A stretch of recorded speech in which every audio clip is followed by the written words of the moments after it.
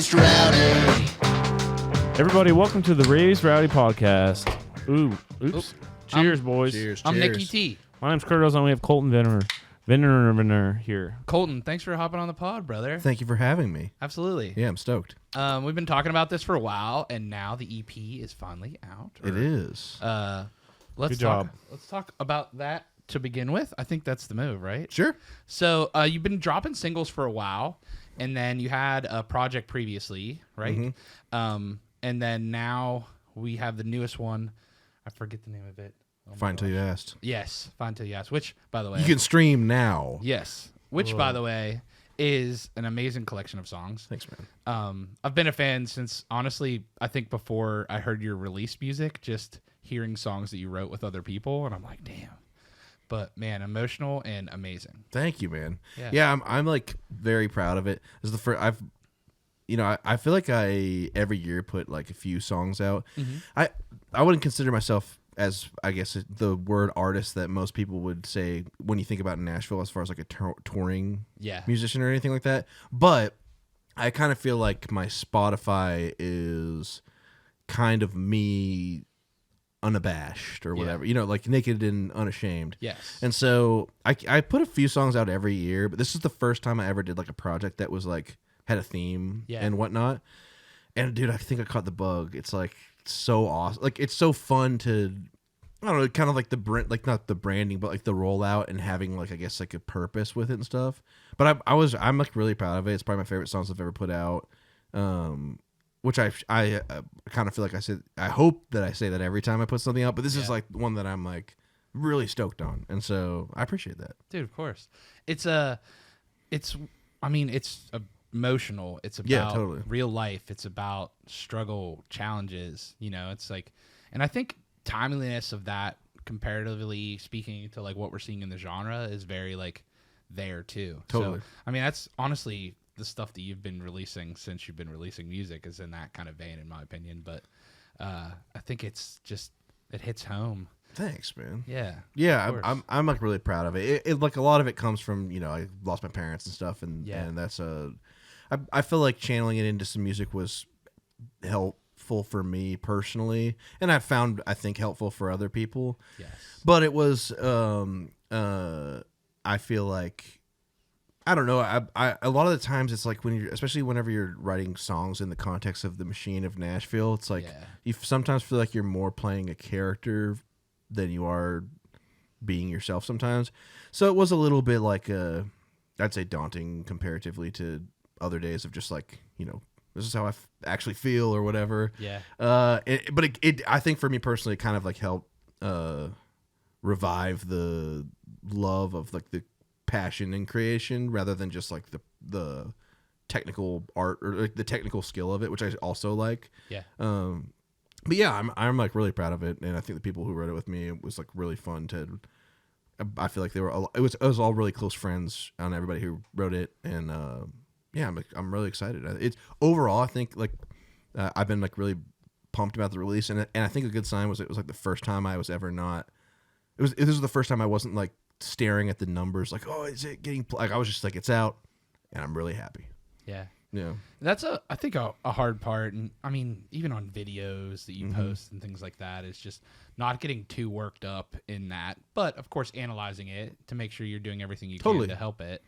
But I talk about that with Matt a lot, just videos. It's like if something has 2,500 views, that's still 2,500 people seeing 100%. it. One of those views is like really impactful for some reason. Yeah, exactly. And that's like with your music specifically, I think the more personal experiences are, the more it means to the more people, and it's crazy that that's how it works, but it really is, Yeah. If you're bleeding yourself into the music, that means it's going to hit home with even more people. I think so too. And I feel like there's, even I feel like sometimes some of the music that I really like is people like maybe a story that I just genuinely can't relate to, but how specific it is. For some reason, you can find something that like that applies to you. Like I like Chris Knight a lot, and he tells a lot of stories that are uber specific about like down the river. Yeah, like down the river about killing a guy, and you're like, but for some reason, how specific the story is,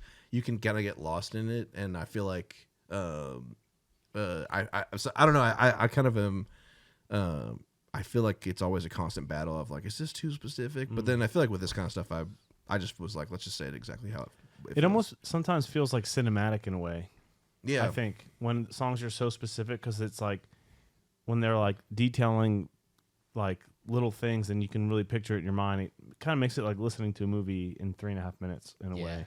That's how I feel about Steven Wilson Jr., his album. Yes, another writer who is not an artist, who obviously is an artist. Right. Yeah, I feel like at this point I'm just like a fan of him as an artist. Like he's got a ton of songs he's written for other artists that I think are great. But dude, that album is like the best thing I've heard in 10 years. Killer. Yeah. It made, like that and Sabrina Carpenter. Yeah. So funny, we have a group chat like with the Luke band and our front of house guy, and it's just, here's the board tape.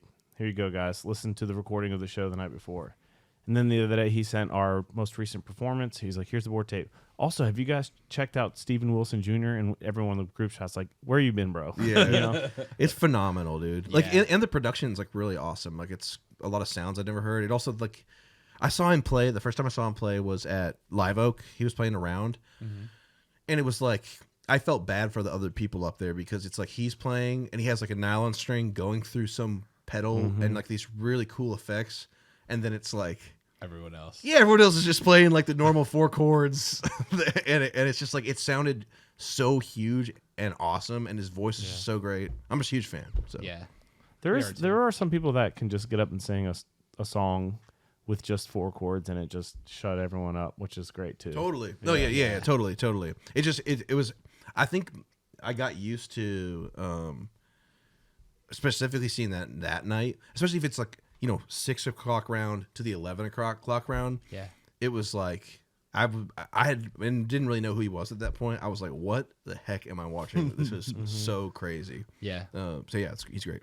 He's amazing. And I remember when they were like, I was over at Big Loud when they like kind of brought him in and they were just like, check this dude out. And I was like, I knew him, but I never had gotten to see him before. So I think that's another thing, like the live performance of him, you're just like, whoa. Yeah. I also think it's cool that he's like he's on these tours with like commercial acts too. And it's like, it's really awesome to see the blend of everything on the bill. And just like I saw one show that was like Travis Denning, him and Hardy or something like that. Yeah. I mean, that would be so awesome to watch all 3 of them play back to back. Yeah. Especially the diverse sounds, but they all kind of have like a rock thing to them as well. Yep. Yeah, it'd be cool. Yeah, his stuff's super grungy. But, I mean, again, I think the stuff that hits home the most is like the relatability of it. Yeah. It's also like really specific in the stuff he says too. Sometimes. Yeah. Like he talks about having a No Fear sweatshirt in that one song. Yes. I'm like, that's awesome. Yeah. I have a No Fear like coat. Yeah. I love it. Well, the thing with Steven is that he didn't want to be an artist, and it wasn't until after he lost his dad that's what was the impetus for him doing that. So pretty powerful stuff. That's why that whole record is kind of that way. Yeah, it's awesome. Yeah, so good. As a songwriter, and when you put a record out, like, is that some sort of like learning process? I always wondered that. It's like, do you feel like you've learned coming out on the other end of like releasing a project like an EP or something like that? Yeah, I feel like, so when I first started putting stuff out, like the first stuff I put out isn't even out anymore, but like, yeah, it's horrible. and there's stuff out right now that I want to take off. But like it was so much trial and error. Like I feel like a lot of stuff's changed too. Like, excuse me, I have once, like the very first song I ever got to like trigger like this Spotify algorithm. That was like a huge learning process. And a lot of that was, me sending emails to like, I don't think you can do this anymore, but it used to be you could type in Gmail on like the Spotify app on computer, and any playlist that had an email in there would pop up. And so like I just picked one song and like emailed it to a ton of people. And so like I feel like my very first big learning curve was like how to like try and individually promote music. Yeah. But I feel like over time the learning has changed more to I think either like this time I feel like the big thing I learned was like cohesiveness of a project is like really exciting. So that was awesome. And then in the past I've kind of learned like, how long should I put in between songs or whatever, or what kind of promotional material works or different things like that. But I feel like the big one for me this go around was like I'm like super passionate, or I really enjoyed it all having a theme, or like even sonically, just like being like, hey, let's put these kind of sounds throughout the songs to differentiate it from the previous thing. Because I think if like you've never heard of me and you go, which is pretty much everyone, but if you go, you're doing all right. I appreciate it. But if you go listen to the music, I think like at base level, most of it would kind of sound similar. But if you listen to each project individually, like you can hear some interwoven sounds. And so I think that's been the challenge and the learning thing now is like, how do I make them sound different, or like focusing on certain content and stuff. And it's like I can't put like every single song out about like a breakup or something like that. Yeah. And so trying to like have a theme or something, I feel like, so yes, I think so. And then also it's kind of like, I feel like every time you put out a song, it's just like the roll of a dice. I mean, like you never have any clue what's going to happen. Well, we hear that all the time too. People were like, I didn't think this one was going to do as much, and that was my biggest song that I've had totally next amount of time, you know? Totally. One song from you that I put on repeat was Problems That We Prayed For. Oh, dude, thanks. When you drop that, I just like, it just in my head gives perspective, because it's like everything that you're wishing for and hoping for, sometimes when you get it, you realize it's just more work. Yeah, know? Totally. But that's also powerful, because it's like, yes, it's work, but it's also work that you asked for. Totally. Blessing your life in other ways. 100%. You know? Yeah, shout out Lauren McLam. That was her idea. Yeah. It was funny, like we wrote the song, that one, and we like, I feel like we, since then, like, you know, first verse is like about buying a house, second one's about having kids, like song comes out, and then like I feel like over time that actually is like what I'm going through now. Yeah. And so I feel like I feel like in hindsight there was like things that I'm like listening to the song and I'm like, I totally agree with this, or like I've undermined this part, it's like way harder or whatever. And so but yeah, no, I feel like that's like a constant theme in my life, is like, oh, I want this thing so bad, I want this thing so bad, I want this thing so bad, and as soon as you get it, you're like, if I could just have that next thing, then everything will be good. Yeah. I mean, that's life, man. Yeah. That's not just your life, my life. That's everyone's life. Mm-hmm. You know, it's constantly about what's next, because once you get there, then you're just saying, okay, where can we go from here? I know. I'm trying to do better about like stopping whenever something does happen and be like excited about it, though. Yeah. You know, like even small celebratory things of like do you know Bo Armstrong? I know who he is. Okay, yeah. Like Bo, every single time I've ever put a song out, he texts me like right at 11, like a picture of like him sipping a whiskey or something like that. And I think that's like a super cool practice to be like, all right, I'm going to pause for a moment and just be thankful that this is happening. Yep. Yeah, I've done a better job in my life as I've gotten older of mindfully taking steps back to appreciate, and then also to kind of like understand where I'm at and where I want to go. Yeah, know? definitely. But I'm very bad at, if I don't take the time to mindfully do that and doing it, you know? Yeah, 100%. So I have to, and when I was young, I'm just blinders on running. Totally. And also life just doesn't slow down. So Yeah. it's like, I feel that more than ever now, but like, it just like, I don't know, if you don't stop, then you're going to move on to the next thing. There's always something to do. Yeah. Mm-hmm. Do y'all ever find that like almost the opposite? Because I've had this problem where it's like my goal, like when I was in college, and I was like, if I could just pay my bills playing music and not have to bust tables anymore, like I'd be so happy if I could just teach. Like I was trying to be an elementary school music teacher or something. And then now it's like I've done all this cool stuff, and none of it was on my radar really. It just kind of happened. But I'm like, what are my long-term goals? Like, have you guys like? I know like, you're really good about this, and that's one of the many reasons I think you're such a cool guy. But it's like, do you have like a super long-term goal for like your music? No, I think that's a good question. I feel like the overarching thing. Yeah, you're welcome. 1 star for Kurt. Yeah. No, I think for so long I thought that it would, like, before moving here, I feel like I was scared to say that I wanted to do it, because if you say it out loud, it's like, all right, that like then enables the fact that you're either going to fail or succeed at doing it.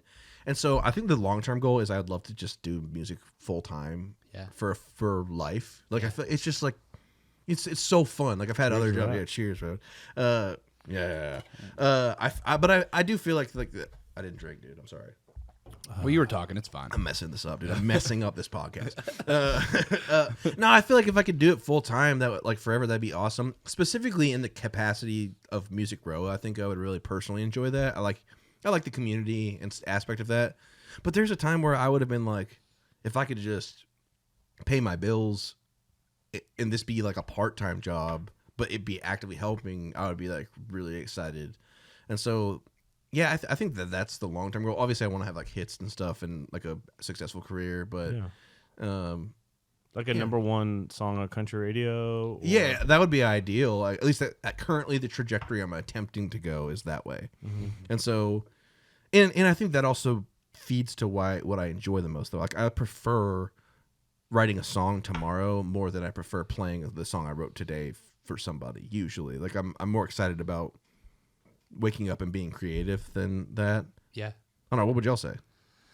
Man, for me, when I started Raised Rowdy, I was, just a guy that had a logistics job that loved music. Mm-hmm. So I always remember saying, if I never get to do it full time, but I'm making good supplemental income. Nice. Like that would be still great. But my goal again was also to like, hey, could I do this full time? And how many people could we help along the way? Totally. Yeah. Is that with Raised Rowdy specifically, is the goal like what if you have if you had to sum in one sentence, like what the mission statement or the goal is, like do you have that? Yeah, I mean, there's been a couple iterations of it, but like right now I think it's doing as much as we can for the music that we love so much, Cool. Like just getting to be a part of it for me is wild. Totally. Right? Like I didn't start Raised Rowdy till I was 35, and I was just a guy that liked music before that. So like the fact now that we're having artists and songwriters and people asking me for advice, which is silly in my head, but is like just wild to me. But if I can live a life where financially, I would love to get to a point where I don't have to worry about how much I'm spending when I'm going out to eat at a restaurant. Totally. That would be the goal. And then, how many people can we help? And like, how can we do service to this community and to these artists and, writers that need help? Totally.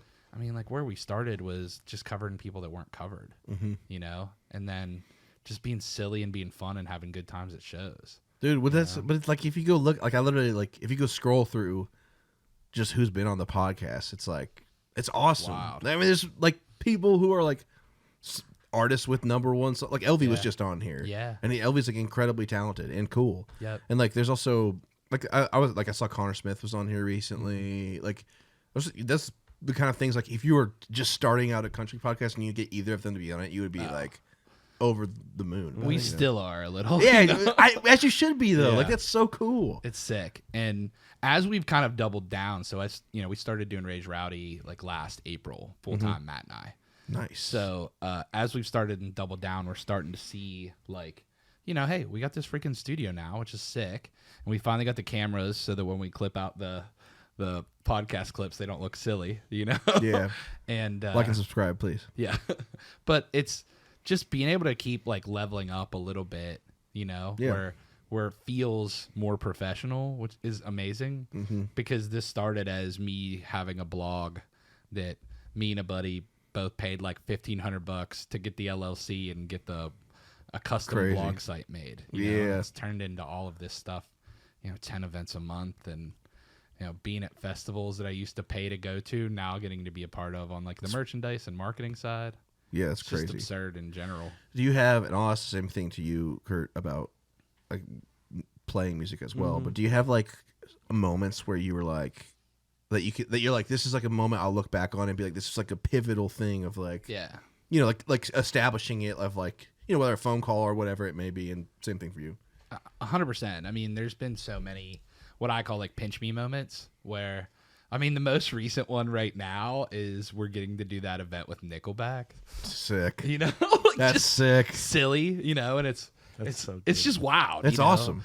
And for the record, like the perception of Raised Rowdy, like before I knew you personally or had met anyone involved, like I was like, this is like it has a perception of like this is a big deal. Like I feel like there's a few accounts that are on Instagram that everybody follows who's in the community, and Raised Rowdy is one of the ones that I feel like carries weight when I see something or that is at least constantly fed to me, which that alone kind of says that the content is something that I'm consuming either actively or subconsciously. Yeah. Well, and that's like one of the things for me is really, dude, like I just being a part of this music community is wild, right?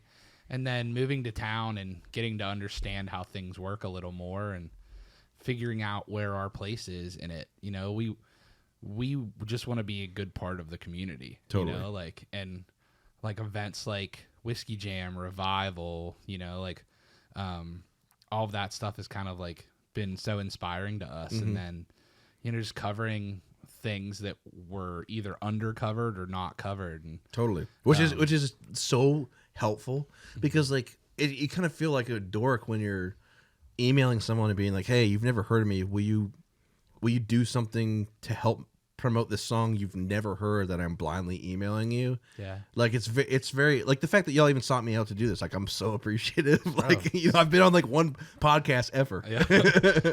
No, and for us, it's like, it's about great music, you know, and that's, I mean, on Kurt's side too, he makes great music and totally plays it all the time. But I remember like when we had the radio show and Kurt was like a co-host and I'd play him a new song. He's like, this is sick. Yeah. Or sometimes he'd be like, I don't know if I get it, you know? And then sometimes those people would become stars and sometimes they would not, you know, but it's also crazy that my opinion matters to people, which is just absurd. Totally. You know? And I think one night that really kind of showcased that is when we had the last round at Live Oak.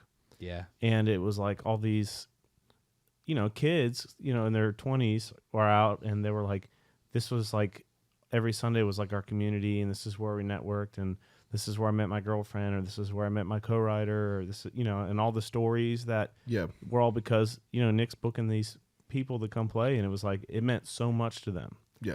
Cause it's like, if you want to get up and play somewhere, but it's like you know, playing in Nashville is hard, but finding a place where you can get up with friends and be surrounded by friends is like so important, I think. And it's like, it's such good practice for people and it's just always such a fun hang too. Well, and like an environment that's welcoming, I feel like. Yes. Especially like, okay, I would say my favorite part about Nashville in general is kind of the community aspect. It's like, for the most part, I feel like it feels very community, like positive, encouraging, but at the same time, it's so intimidating when you're the new person to walk in. And I do feel like, you know, the events, especially at Live Oak, it felt like I could walk in and not know anybody, and I felt like everyone was cool to like if I walked in and was like, hey, I really like your song, I'm Colton, I write songs too, people would be really receptive. And the amount of times that like I did that early on, that someone would be like pull in a friend and be like, hey, this is Colton, meet him. Like it's just like really helpful. And unfortunately there's also events like that feel more like there's a dividing line, I suppose sometimes, and that's not anyone's fault. That's just like the nature of the beast. But it's really nice to have. Really, most of the rounds that were hosted weekly at Live Oak, I felt that way at. Absolutely agree. And it also might be the bar's culture too. But anyways, it's just really cool. Community is the thing, and that's, I mean, in my opinion, that's how good songs get written, specifically in Nashville. You know, you're having co-writers often. You know, and then one of the things, like before I came to town, I did some takeovers of some events, but I mean, honestly, Matt and I chatted a lot, and he was booking how he had, like, he booked you and say, bring your friends, you know? And then I watched that, and I'm like, oh, these people love playing with each other, you know? And then also, if they're playing with each other, probably some of their friends are going to come hang out too. 3 of their buddies are playing, you know? So it's like just that community aspect, I think Matt did a really good job with. And now that we're partnered, I mean, of course, we have the community that he built, the community that I built. There was a lot of overlap, of course. 100%, yeah. But it's even more now that it's all one. It's cool, but it's cool to even see, like, within the, like, macro picture of, like, either Raised Rowdy or In the Round or any other thing that you're going to go to. It's like, on certain nights, I felt this way with Revival a lot, especially. on certain nights you'll see like one friend group kind of like get together. And so like I knew like at the in the round that if like 11 p.m. on certain weeks was going to be Johnny, Kyle, and Dawsey. And so it's like like it was fun to be like there's like a thing that's like consistent, or like I feel like that kind of happens in Nashville in general. Like, you know, it's like, oh, we're going to watch Will Jones play at the local or whatever it is. Like there's like things that become consistent and cool. Like the old Hickory Boys. Yeah. I feel like that your rounds they're so cool and they're so unique that it's like if you don't live in Nashville and you're thinking about coming to visit, then it's like book your trip around this writer's round because it's such a uniquely Nashville thing. Totally. Yeah. Which I thought that was cool that like I saw that Jenna, Farron, and Casey, was it those three? They opened for Ian, but as a round in like huge rooms. Yeah. It was awesome. I love that too because there's so many times where I'm like, the only place you get to experience this thing really often is here.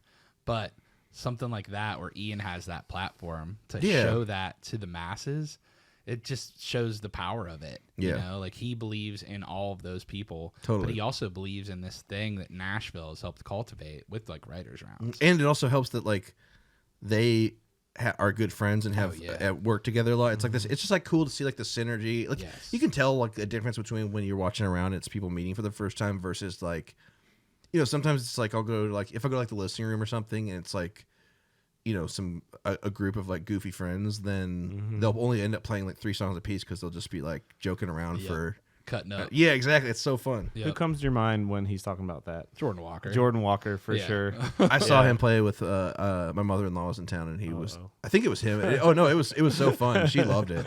Yeah, he's great. No, Jordan is. I mean, he's a cartoon character. You know, he's hilarious and he loves busting stones. 100%. And the people whose stones he busts are the ones that he loves. Oh yeah, you know? I've seen him play that one time, and then I've like met him in passing, just at like in the hallways. But he freaking crushed at the round. It was awesome. He's so good, and I mean, he did the artist thing for a long time. You know, before he decided that wasn't the move. He wanted to just stay in town and be with his hot wife and kids. You know, so he has that thing where he can take you on a journey, even in a writer's round style format. You know, like he'll break your heart and he'll make you want to drink a beer. You know, and I think that's one of the things. Is on top of just being a hilarious human. You know, but it's great. There's so many ways to take a room, right? When you're an artist, performer. And that's one of the cool things about hosting a writer's round too, is I get to kind of see that. Like Kendall Inskeep can take a room by having a song that is a song that's going to take the room, or she can do it by talking to the crowd and making sure she takes it. Yeah. Right. And that's one of the cool parts that you get to see sometimes is like, you'll watch a kid who goes from being okay to being really good to then being able to take a room acoustic to then now that we have the full band event, now we can watch someone go from being a good acoustic performer to being a kick-ass full band performer. Yeah, totally. Which is sick. Yeah, it's pretty awesome. Yeah. So fun, man. Yeah, because some people can do it with like the songwriting and the kind of chatting on stage and stuff like that. And then there's some people that just have like that voice that can get like Dave Kennedy or like Cassidy or whoever that can write great songs, but also sing their tails off. Yeah. It's kind of, everybody's got their own arrow in their quiver. That's like, and like, I'm not much of a guitar player, but some people will get up there and just like pull you in by playing like a crazy riff. Like, if you ever see Brett Cherokee play, he always plays like an intro song. He has a song called Chickens that he'll play the intro, but the riff it's so much different than what the other people are playing up there.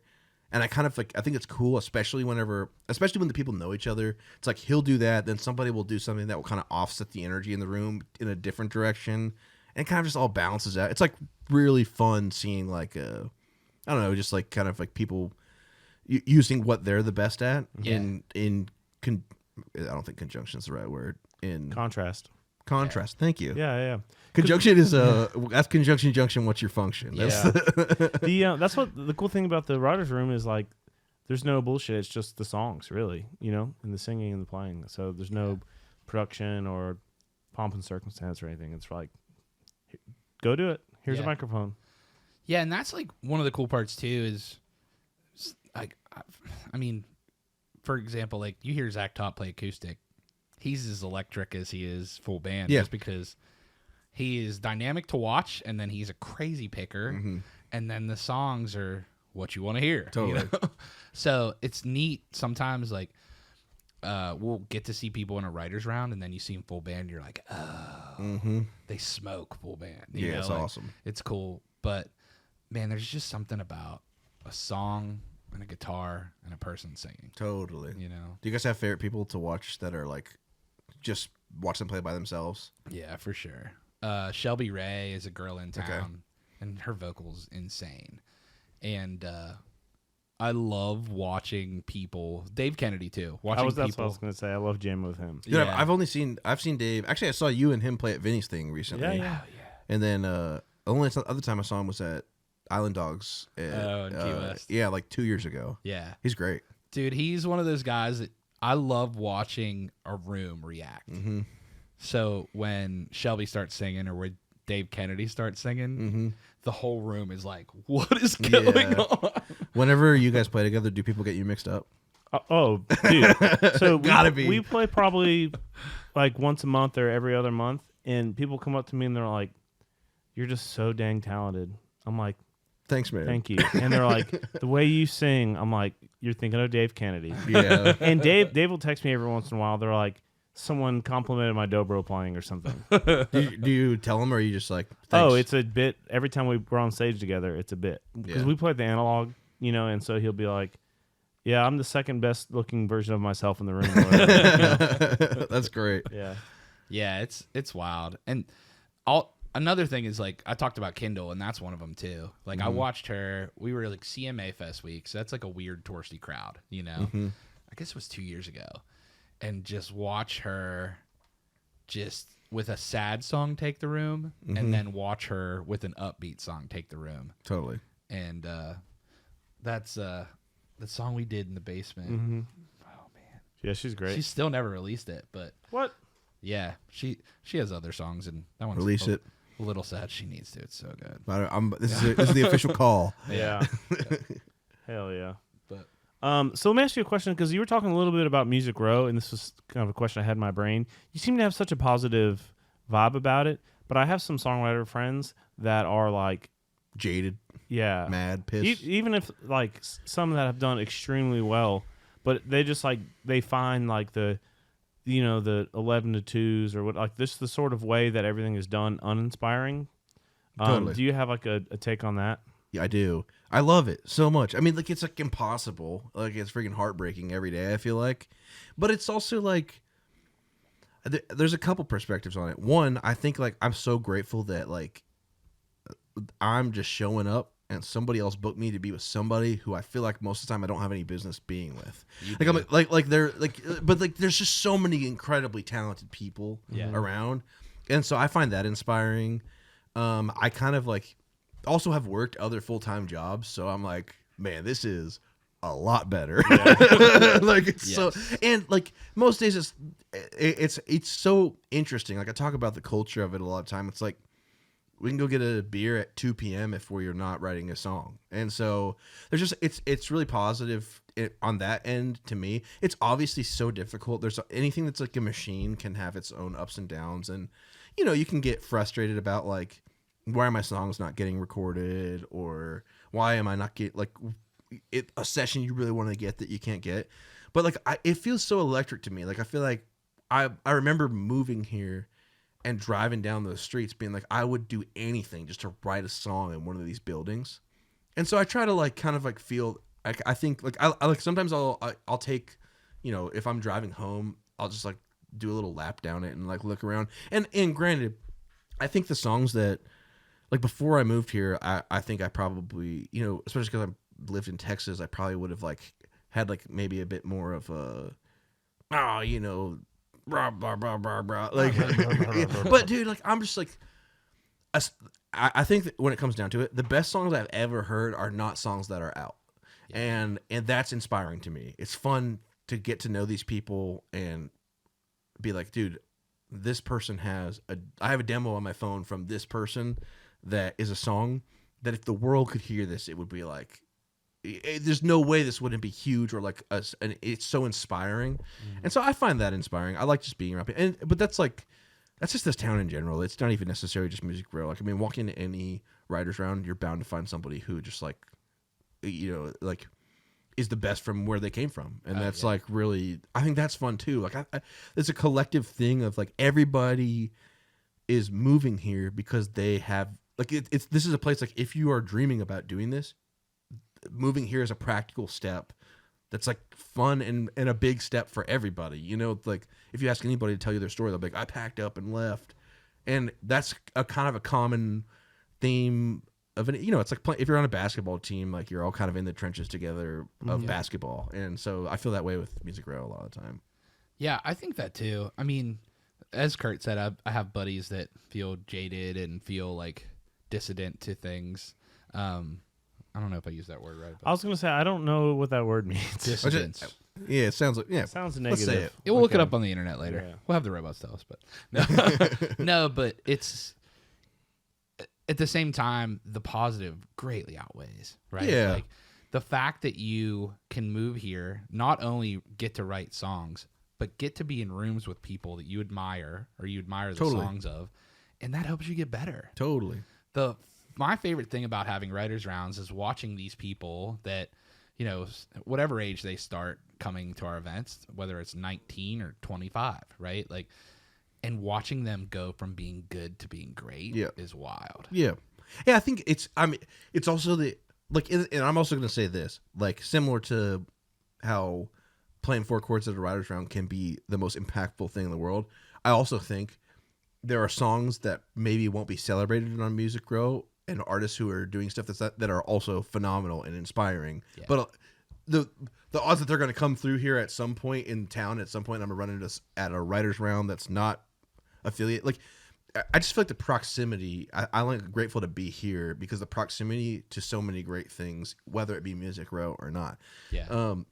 But I just think like, I'm also like stoked to be, and like really excited to be, getting to put in 10,000 hours with other people who I a lot of times am like, especially those days when you're in a room and you're like, man, I love this song. One of my favorite songs ever was written by this person.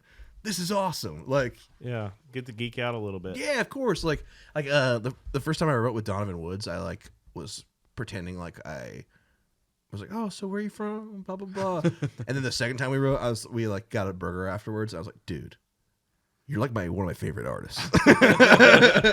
I played it cool the first time. Yeah, and I literally told him, I was like, I was pretending like I didn't know much about you. I know every song. That's awesome. It's so wild, and that's, I mean, for me, just getting to be around it's wild, and just getting to hear songs like we had Chase Rice on the pod pretty recently. It's dropping this week, and that's he has a fun a song. pod. Yeah, he has a song with Jackson Nance and Heath Warren that I got to hear both of them play.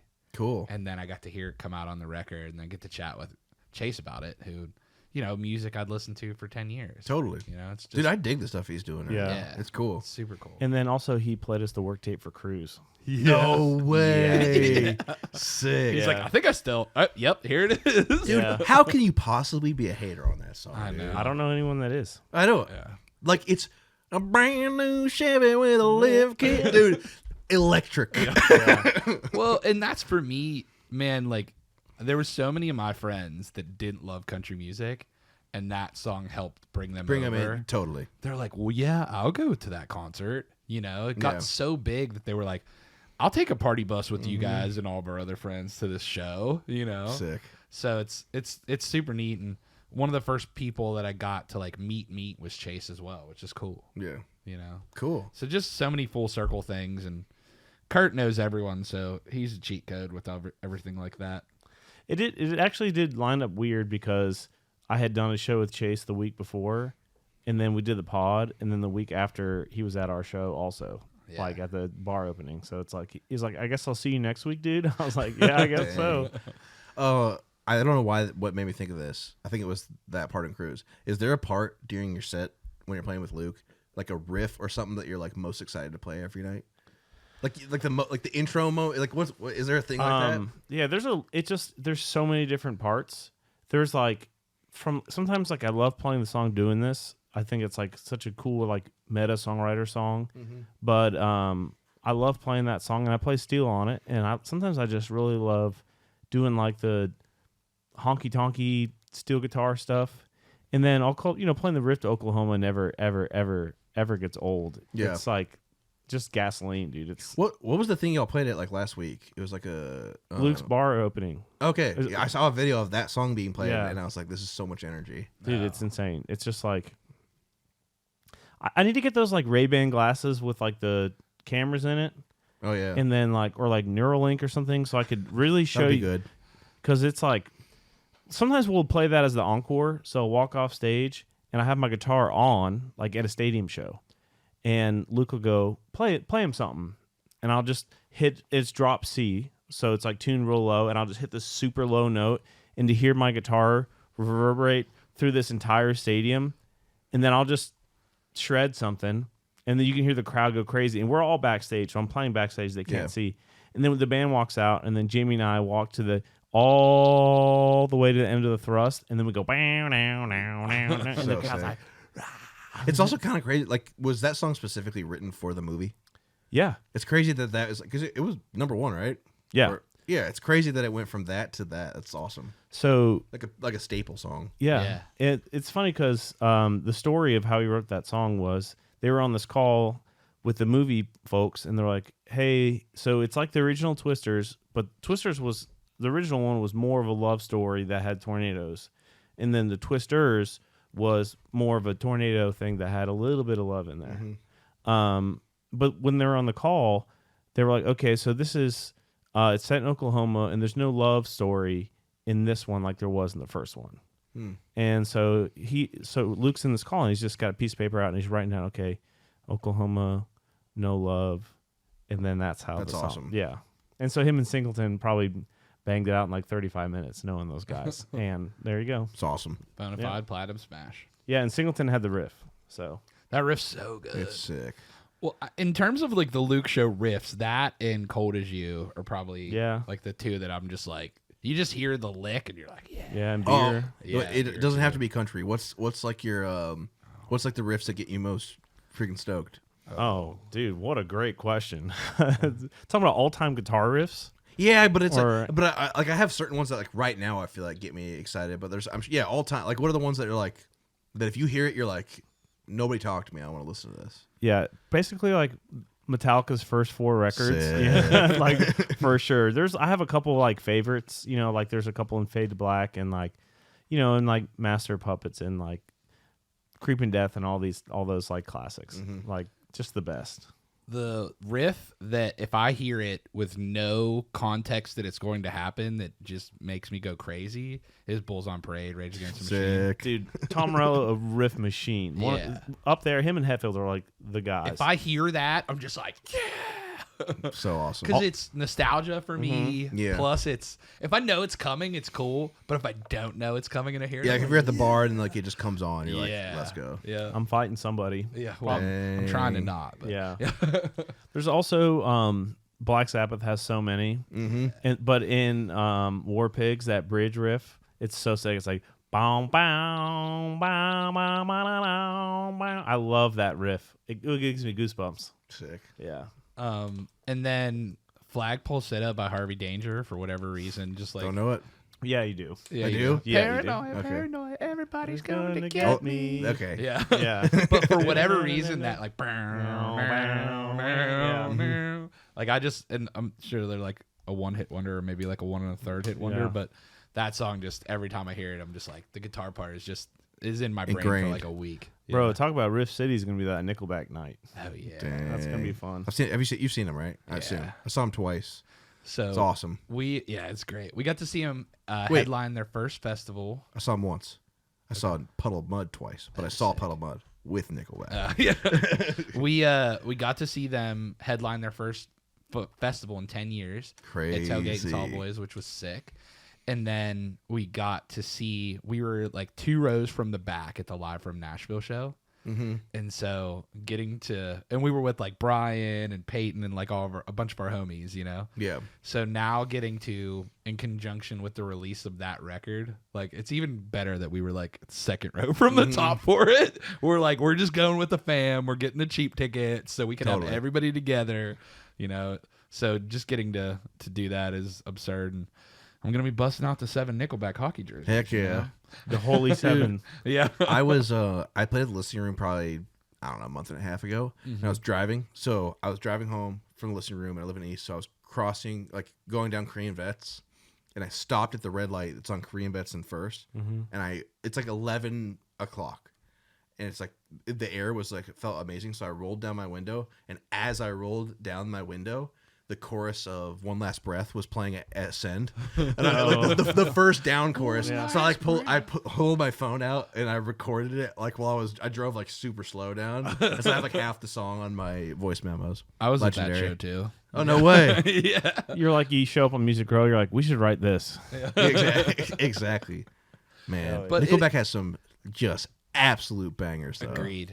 And it's also cool just seeing that kind of that version of rock music kind of leak into country. Dude, it's like all over it right now, I feel like. And I mean, heavily on the back of Hardy and, you know, other guys that are doing that stuff, but it's just wild seeing it, like how much it's crossing over. Yeah. You know? Crazy. Because there's so much crossover in country right now, whether it's pop music, there's rap features happening. I think there's like a lot of pop punky sounding things too right now, especially like guitar tones. Yep. And honestly, even melodies kind of like those like drone on one note. Yep. Yeah. And so it's just super cool because that's the music of my youth. Yeah. You know?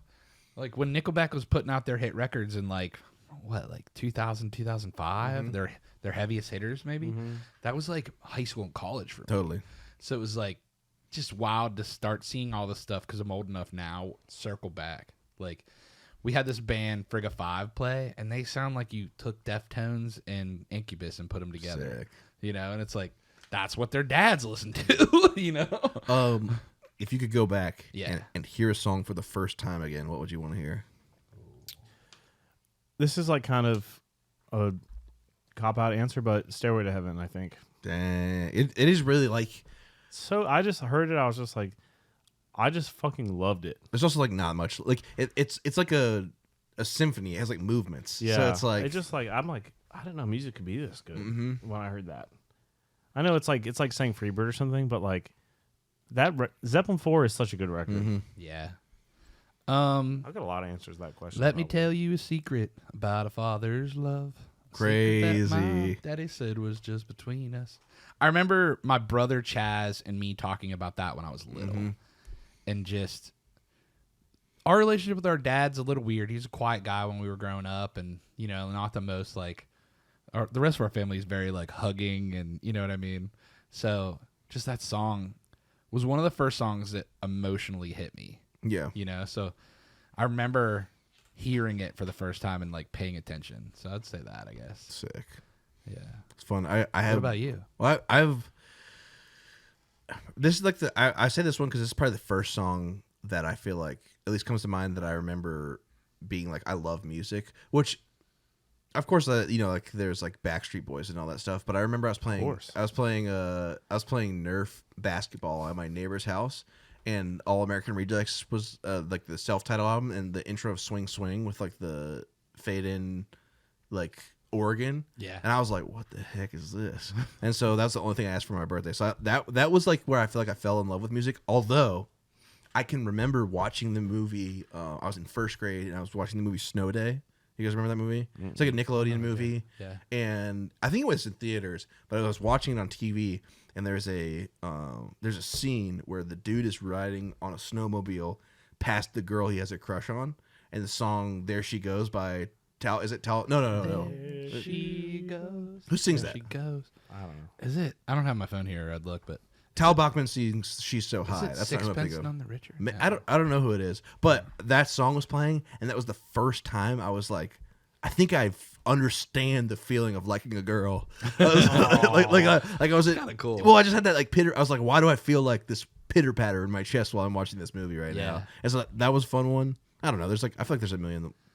Like if you'd never heard Rockstar by Smash Mouth and you played it for me, I'd be like, what the heck is this? Yeah. But like, I don't know. There's like a million electric songs out there. Did we talk about your favorite guitarist too?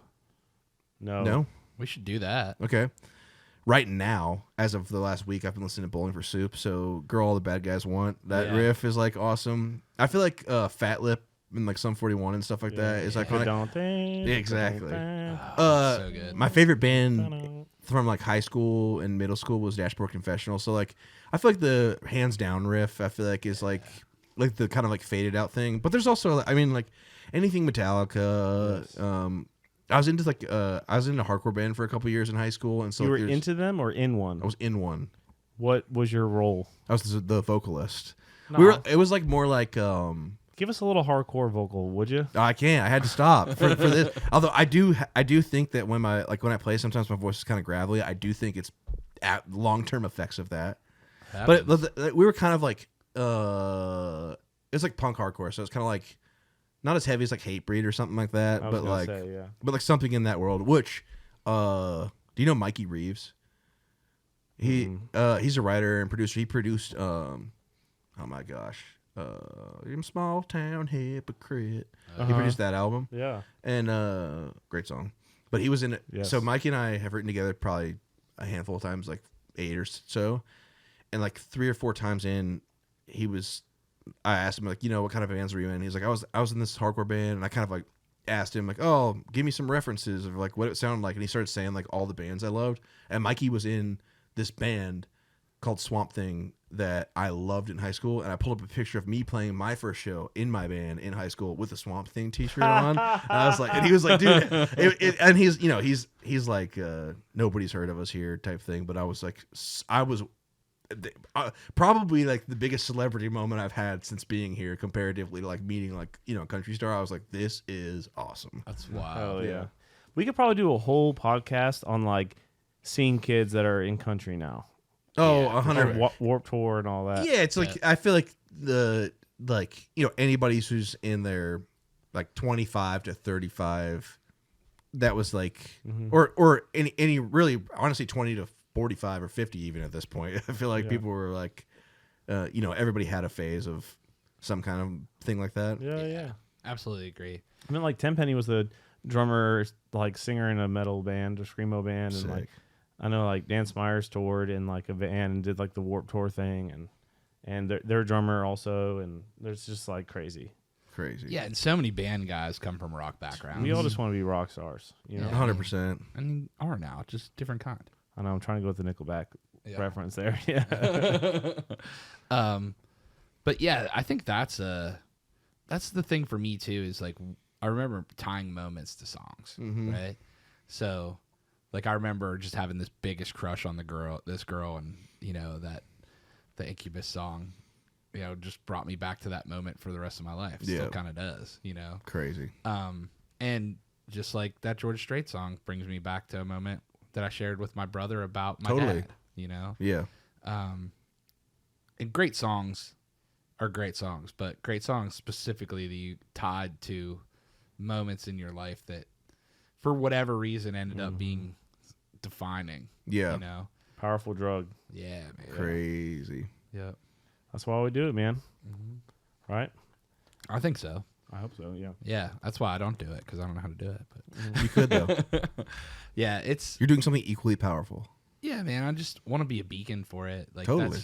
That's what I've always talked about. Is just I don't want it to be about Nick Tressler. I want it to be about the music. 100%. That's what it is for me. Yeah, man. It's a blast. I feel like it's also cool seeing. I feel like I see the Raised Rowdy hats everywhere. Thank you. That's good, I guess. Yeah. Yes. Yeah. We have some over there. We'll give you one. I do. I did. I got one for a round I played, and then I gave it to my uncle. So I do another one. I was going to ask. Yeah. So I'm glad you.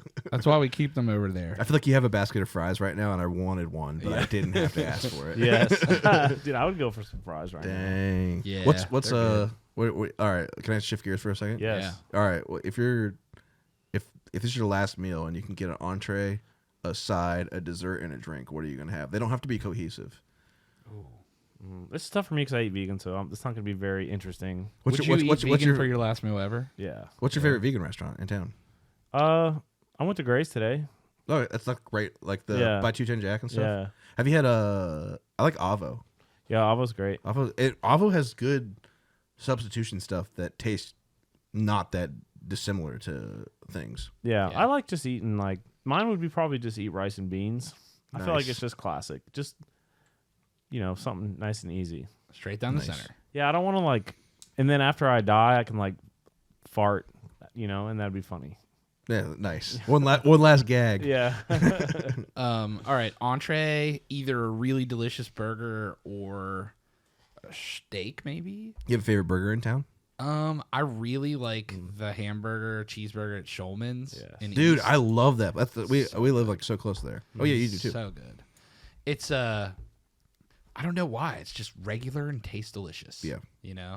But I also love most of the burger joints in town are pretty solid. Have you tried that the food truck right across from Schulman's, Dream Burger? Uh-uh. It's outside of Vinyl Tab. Really good. Sick. Yeah, good Real fries. good.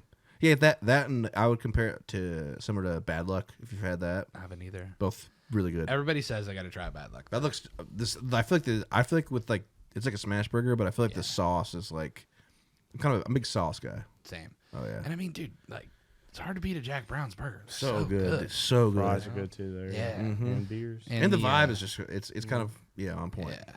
Yeah. There is a really cool podcast. Stuff You Should Know did an episode on last meals. Okay. And I highly recommend you listen to it. And it talked about some guys, like what they would like. It's really interesting what people would order. But then like some dude in Texas like went all out and requested this thing. And then they made this huge spread and they didn't eat one bite of it. So they quit giving people like last meals. Like, they just eat whatever was there. Wow. And then, so it's like. What's the podcast called?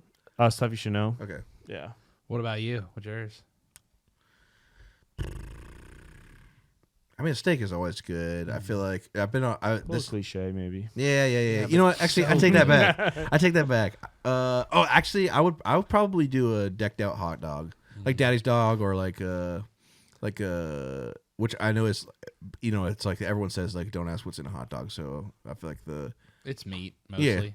Yeah. I also, if you had I Dream of Weenie in East Nash. No. Oh man. Good spot. Yeah, it's like I feel like there's just like they're normal size hot dogs. So if you wanted to get like 2 or 3 and split with somebody, you can get like some decked out, cool, good stuff on top.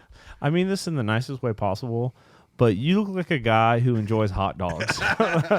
Like the guy, what's the chief of the coach of the Chiefs with the mustache? Oh yeah, dude. Got that Midwest vibe. Dang, bro, not even Travis Kelce. Yeah.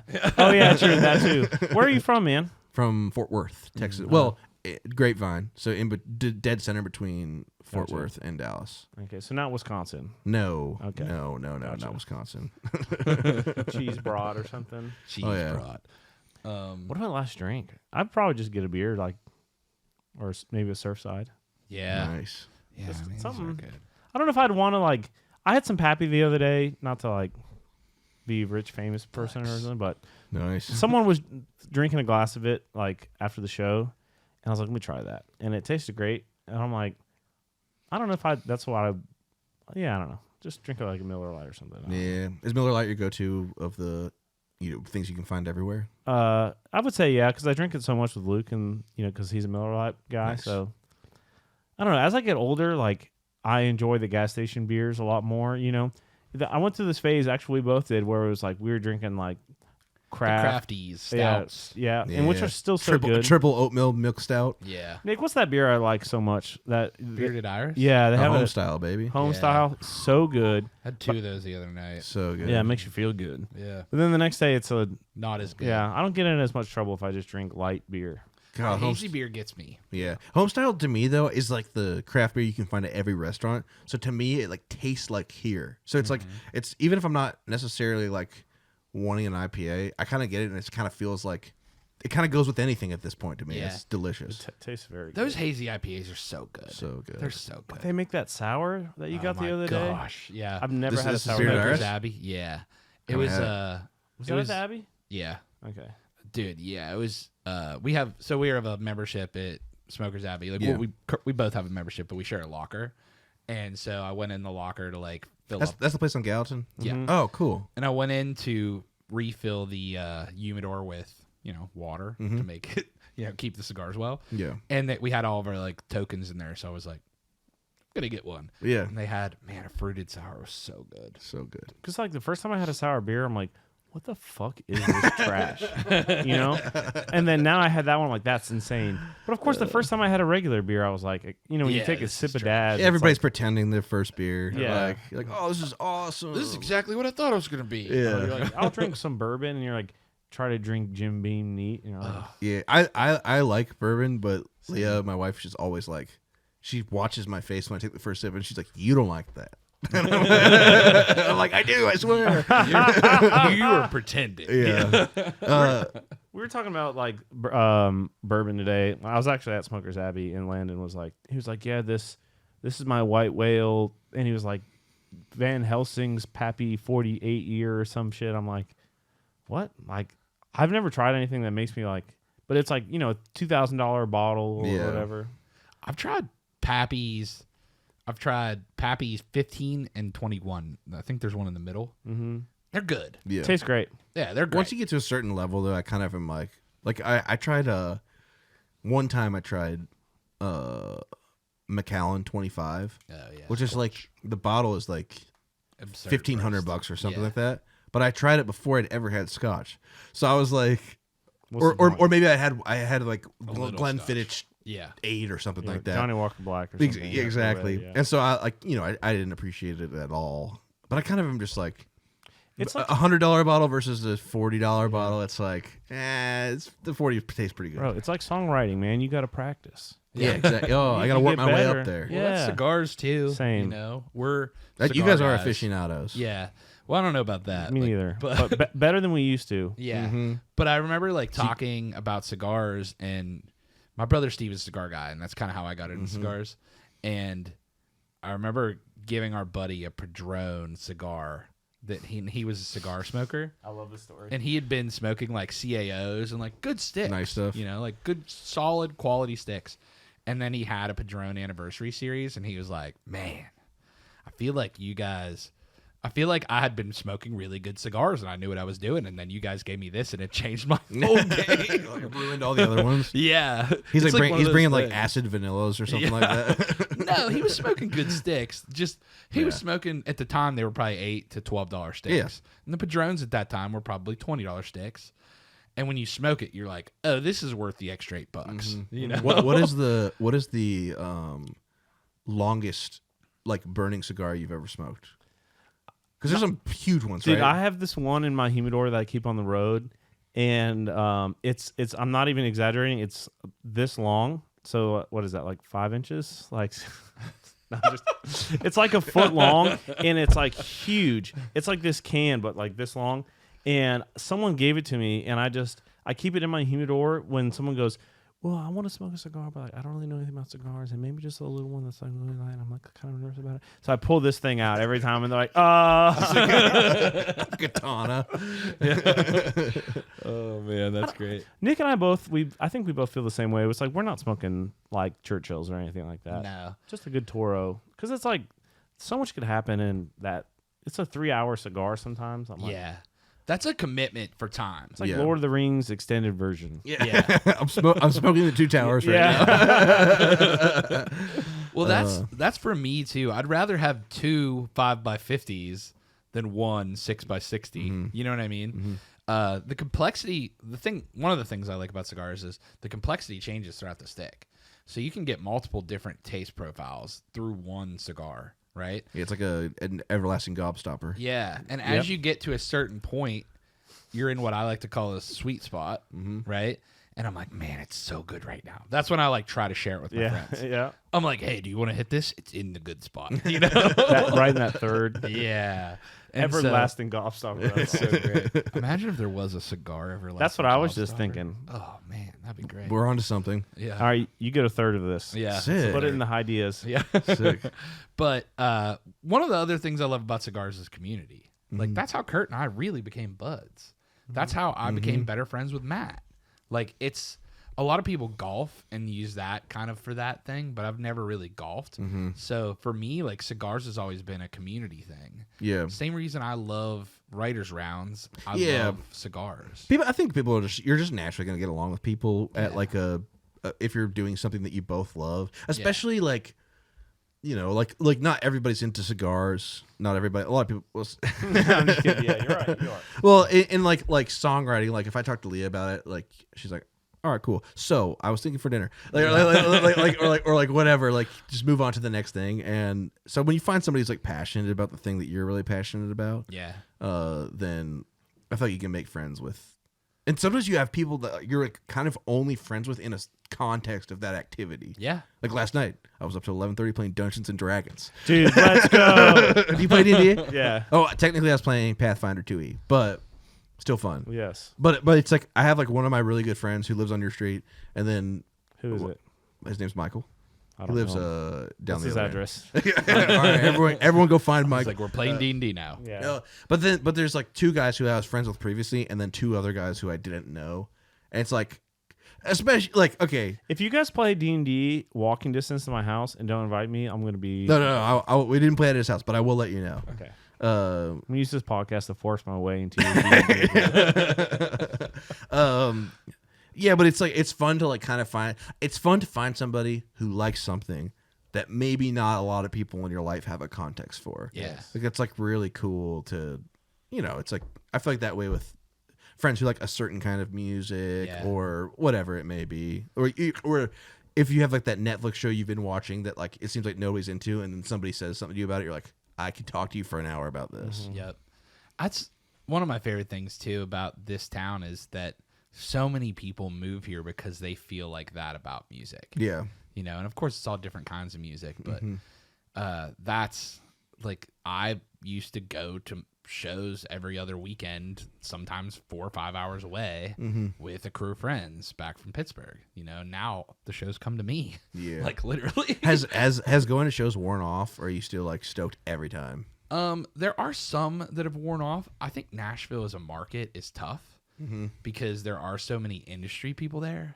Yeah, kind of. Sometimes in a show can maybe lose the magic a little bit, or some people know too much. The crowd is impactful to a show. Yeah. So if the crowd is not impactful to a show in a way that I'm used to when I'm in other markets, it's a little bit weird to me. Is there a place that you like playing because of the crowd?